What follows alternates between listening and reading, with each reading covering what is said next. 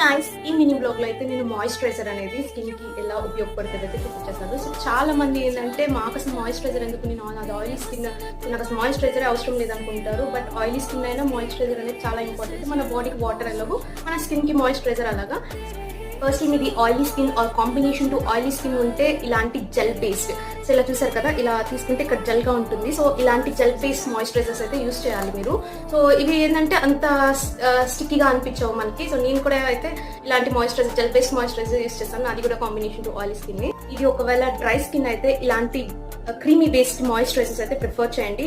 మీ favourite brand, any brand అయినా use చేసుకోండి. ఇలాంటి క్రీమీ బేస్డ్ అయితే ప్రిఫర్ చేయండి. బట్ చాలా మంది పీపుల్ ఏంటంటే తెలియక వ్యాస్లిన్ అప్లై చేసేస్తారు. అది కూడా పెట్రోలియం చెల్లిన వ్యాస్లిన్.